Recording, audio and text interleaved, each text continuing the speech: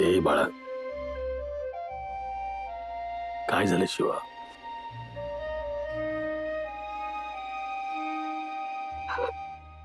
मारली तुमची शिवा. तुम्ही हिंमत दिलीत मला, पण मी काहीच करू नाही शकले. तू फक्त ठेच खाल्लीस. माझी शिवा कधीच हरू शकत नाही आणि हरणारी नाही. संकट किती मोठं असू दे, पण संकट संपतच नाहीयेत ना. एक संपलं की दुसरं येतं. मला नाही कळत मी काय करू. तुला काय करायचंय याचं उत्तर तुला शोधायचंय. पण एक लक्षात ठेव, जे काही करशील ना ते अगदी हसत हसत बिनधास्त कर. अरे संकटांना घाबरणारी शिवा नाही आमची. संकटांना सामोरं जायचं हे शिकवलं ना तुला मी. पण इथे तशी परिस्थिती नाहीये ना. इथे सगळं मी एकदम नॉर्मल आहे, छान आहे, असं नाही वागू शकत आहे. शिवा, तुम्हाला एक सांग, तू गॅरेज मध्ये पहिली कोणती गाडी रिपेअर केलीस? बाईक केली, 2 चाकी. बाईक, नंतर रिक्षा, मग कार, आणि मग ट्रक सुद्धा रिपेअर केलास तू. ह्या नवीन नवीन गोष्टी शिकत असताना तू कधी अशी डोक्याला हात लावून बसली नाहीस ग? कारण कार काय, बाईक काय, ट्रक काय रिपेअर करत असताना तू जो काय फॉल्ट होता तो शोधून काढला आणि तू रिपेअर केला. वाहनं बदलत गेली पण तुझी जिद्द, तुझी चिकाटी कायम राहिली. पप्पा, कळतंय सगळं. मी लग्नापासून माघार घेतली. मी लग्न करून ह्या घरात आले. मला वाटलं तिथेही मला माणूस म्हणून एक्सेप्ट करतील, त्यांना माणूस म्हणून मी बरी वाटते. पण त्या सून म्हणून नाही स्वीकारत मला. आशू माझ्यावर प्रेम नाही करू शकत. हे सगळं काहीच घडत नाहीये. सगळं चुकीचंच होतंय असं वाटतंय. तर मला खरंच नाही कळत मी काय करायला पाहिजे. तुला एक आठवण सांगतो. तू लहान असताना मी असा कामावरून घरी आलो ना की घरी आल्यावर अगदी खूप असा चिडचिड करायचो. अरे काय यांच्या बापाचं गॅरेज आहे का? काय बोलत नाही म्हणून याचा फायदा घेतात ते लोक. नाही काम आहे ना वेळेवर सगळी. पैसे मागितले की नाही, आज नाही, उद्या देतो. अहो काय झालं? कशाला एवढी चिडचिड करताय? शांत व्हा जरा. अरे कसं शांत राहू मी? पप्पा शांत व्हा ना. तुम्ही जरा डोकं थंड ठेवा. जा तुम्ही हात पाय धुवून घ्या. जा. शिवानी, बाळ हे सगळं आवरून घे.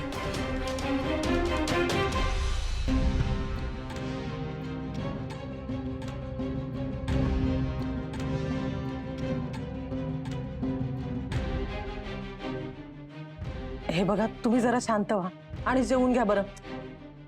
मला नको जेवायला. हो, असं जेवणावर राग काढू नये. हो, जेवून घ्या.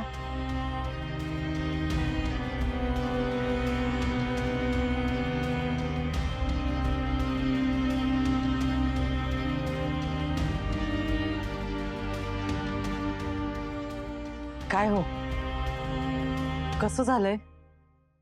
ज्या हाताला जी चव आहे ना ती जगात कुठेच नाहीये.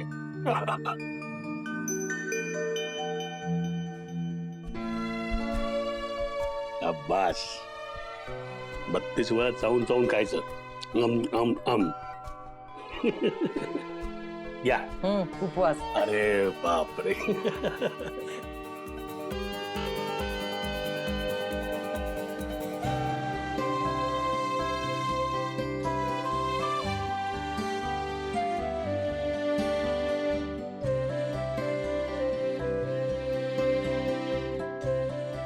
काय हो, कसं वाटतंय? हो, आता मस्त वाटतं, एकदम छान. अरे लबाड. शिवा, घराच्या भिंती हा पुरुष बांधतो, पण घराला ऊब एक स्त्रीच देऊ शकते.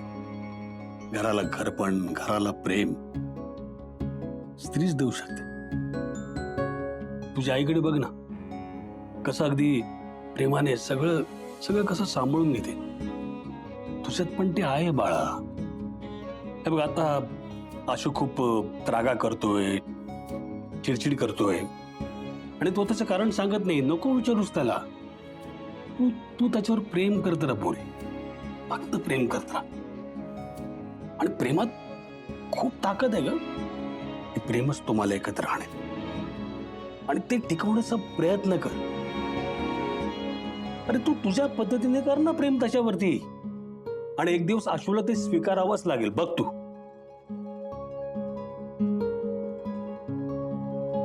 आणि एक लक्षात ठेवा, तू माझी शिवा आहेस आणि शिवा कधी हरत नाही.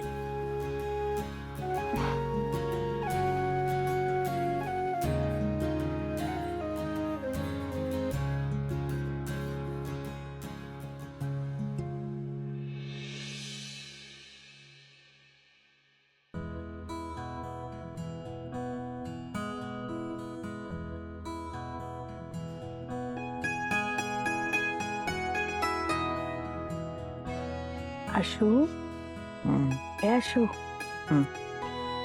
उठतो का? आई हा तू तो रोज सकाळी शिवा उठ.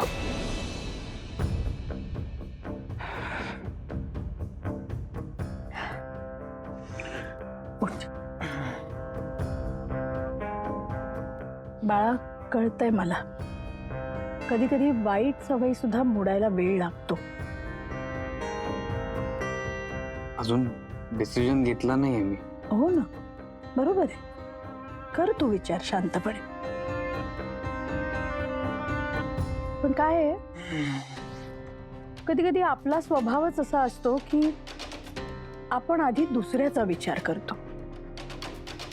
आपल्या एखाद्या गोष्टीमुळे तो माणूस दुखावला जात नाहीये ना हे बघतो. पण कधी कधी स्वतःचाही विचार करायला हवा. स्वतःचं सुख, स्वतःचं हित हे सुद्धा बघणं महत्वाचं असतं.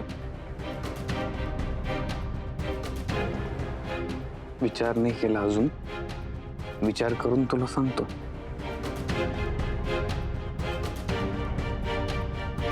चला आवरून घ्या आता. ऑफिसला जायचंय ना. जायचंय.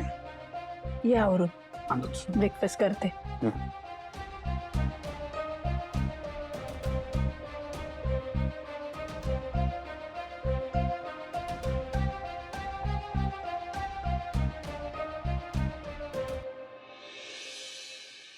तुमचा रुमाल नाही, कंगवा नाही.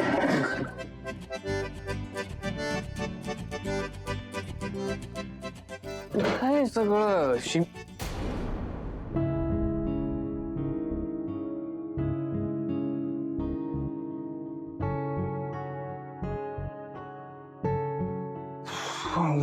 ते नाहीये आता.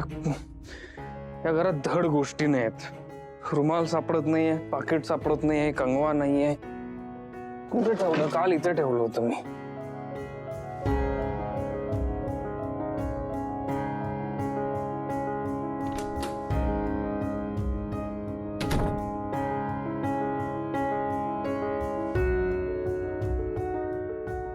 काय इगो आहे ह्याला, आणि समोर ठेवलेल्या गोष्टी दिसत नाही.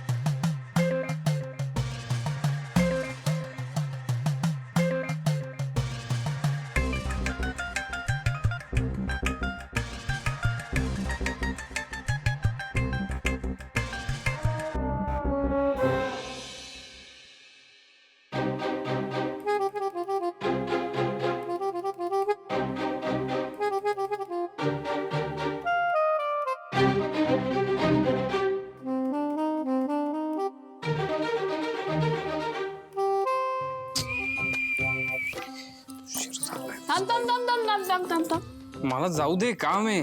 नाही पण थांबायचं आहे. काय ही काय आहे? आणि टोल आहे, टोल. टोल. हे शिवा कसला टोल? मला टोल पाहिजे. तू काहीतरी वेडेपणा करू नको, मला जाऊ दे. अरे एक मिनिट, वेडेपणा काय? मी एवढे कपडे काढून ठेवले तुझ्यासाठी, बॅग काढून ठेवली, मग थँक्स वगैरे काही म्हणायची पद्धत आहे की नाही? मी तुला सांगितलं हे सगळं करायला माझ्यासाठी. पण मी केलं ना. मग ओके थँक्स. चल चल. बापरे, थँक्स. हे सगळं उपकार केल्यासारखं वाटतं, कळलं ना? मग आता काय फास्टॅग दाखव तुला. मला पप्पी पाहिजे. प्लीज काय? मी असं काही करणार नाही. का? अरे मी तुझी बायको, काय चुकीचं वगैरे बोलतेय का? शिवा टाइमपास नको करू. चल. मी टाइमपास नाही करत आहे. तू काही करू नको. तू हाताची घडी घालून छान असा उभा राहा. मी तर पप्पी घेणार. अति होतं असं नाही वाटत आहे. मी पप्पी घेणार. शिवा घेणार. तुला जमणार नाही आहे.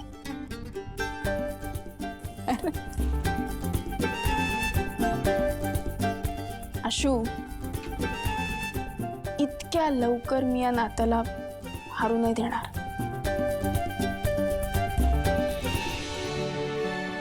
चंदन आहे चहा? अरे वा, तू बनवलास? हो. सांभाळू ना, गरम आहे. काय बोलायचं काय होतं तुला? हा काय अभ्यास कसा चाललाय? अभ्यास तो काय होतच असतो. अरे तसं नाही, हुशारच तू. असं लोकांना वाटतं. हे बघ, लोकांना काय वाटतं ते खरं की आपल्याला काय वाटतं ते खरं, हा सुद्धा एक प्रश्नच आहे नाही का? पण शेवटी कसं जे असतं ते असतंच ना. चंदन काय झालं आज असं एकदम कोड्यात बोलतोय? हा, नक्की काय बोलायचं होतं तुला? मला तुझ्या आणि संपदाबद्दल बोलायचं होतं.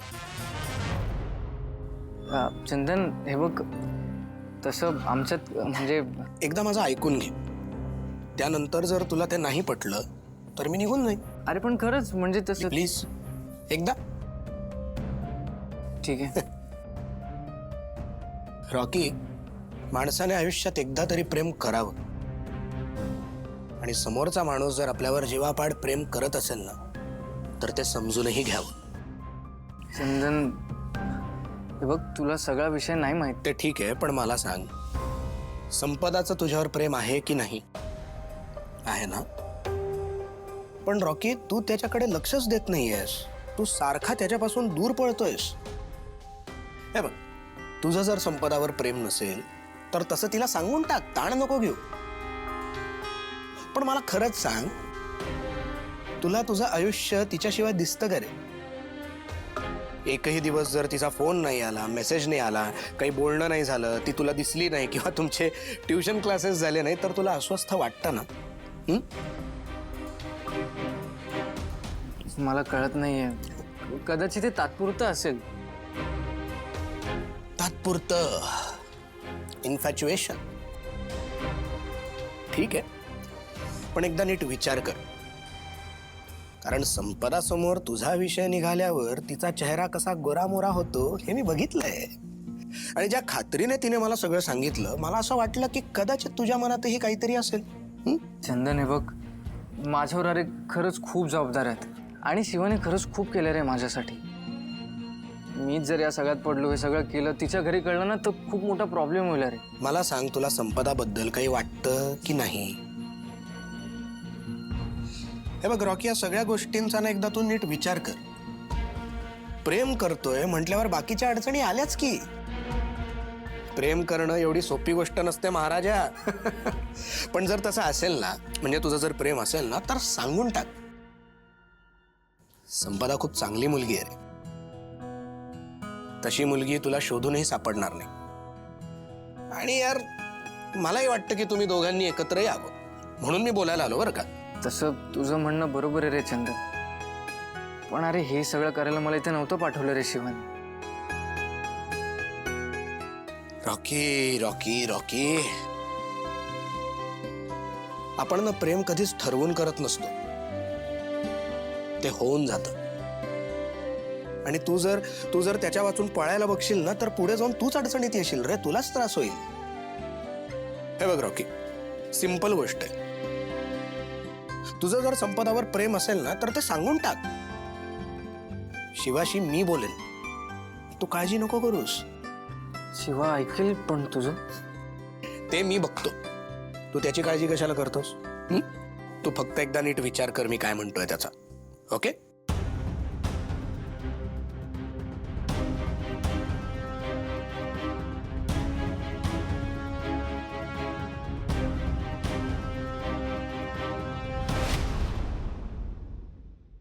भाऊ, मला जरा तुमच्याशी बोलायचंय. भाऊ, खरं तर काल तुमच्यामध्ये आणि आशु शिवामध्ये काय बोलणं झालं ते आम्हाला माहित नाहीये. पण तरीही घरच्या सुनेला ही अशी वागणूक मला बरी वाटत नाहीये. म्हणजे हो, काल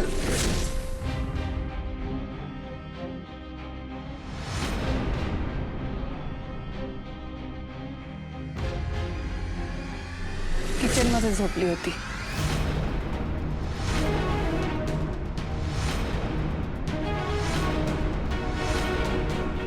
त्यांच्यात आता भांडणं झाली आहेत, त्यांनी नाटकं केली, हे सगळं मान्य आहे भाऊ. पण तरी घरच्या सुनेने किचनमध्ये झोपावं हे बरोबर नाहीये. हे बघ उर्मिला, तू याच्यात पडू नकोस. का पडायचं नाही? हा, काय चुकलं तिचं? आणि सीता, तू ना म्हणजे शिवा काल अरे सीतानच या दोघांना एकत्र नाही झोपायचं असं सांगितलंय. हो, मी सांगितलं. तसंही नवरा बायकोचं काही नातं नाही त्यांच्यात, काय अर्थ आहे एकत्र राहायला? पण ह्याचा अर्थ असा नाही की तिने किचनमध्ये जाऊन झोपावं. शिवा, अगं मी तुला म्हटलं होतं की मी झोपतो बाहेर जाऊन, तू किचन मध्ये येऊन का झोपलीस? आशु, अरे तिला दाखवायचं असेल ना सगळ्यांना किती मोठा त्याग करते ते. कीर्ती, ही वेळ नाहीये वाटेल ते बोलायची. जरा शांत बस. भाऊ लक्ष्मण, माझं चुकलं. ऐका. मी या दोघांशी जाऊन बोलायला पाहिजे होतं. तुम्ही नका चिडचिड करू आता. हे बघा, मला आशू बोलला होता की मी बाहेर झोपतो, पण मला माहिती आहे तो बाहेर आला की त्याला बाहेर झोप नाही लागत, म्हणून मग मला काही कळलं नाही, मी इथे येऊन झोपले. अरे पण शिवा, आम्हाला तरी सांगायचं होतं ना. आपण काहीतरी केलं असतं. आपण संपदाच्या रूम मध्ये तुला झोपवलं असतं. काय प्रॉब्लेम होता? तू बाहेर. हो, पण सगळे झोपले होते काका. मग हे बरं सगळं घडून आलं. आपण आशूसाठी किती काय काय करतोय हे दाखवतेस सगळं करून. मी आशूसाठी काय काय करते हे दाखवायची गरज नाहीये मला. मग कशाला करायची ही नाटकं? सीता, आशू आणि शिवाचं लग्न झालंय आणि तू त्यांना वेगळं झोपायला सांगितलंस. तू ते सांगितल्यानंतर ती किचन मध्ये जाऊन झोपली तर तू तिलाच दोषी धरतेस. वा, या घरच्या सुनेनं असं बाहेर झोपणं हे चुकीचं आहे. हे आपले संस्कार नाही आहेत.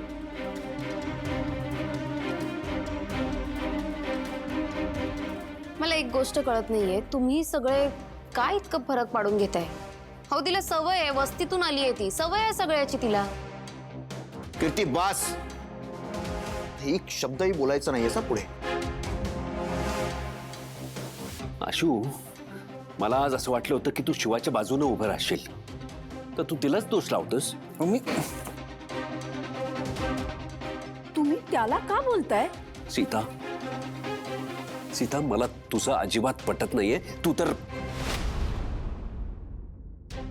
आशू, जरा विचार कर. खरं तर ना मला तुझ्याबद्दल खूप वाईट वाटतंय. हो, मला असं वाटतं ना की अशानं तू माझ्या नजरेतून उतरशील.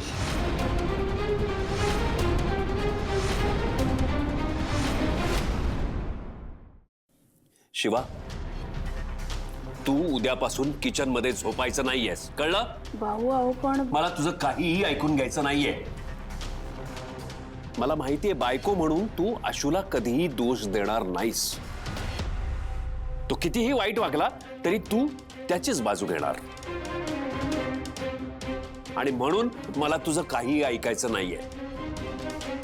तू आणि आशू दोघेही नवरा बायको आहात, तेव्हा तुम्ही दोघेही एकत्र राहणार. अहो, हा माझा निर्णय आहे.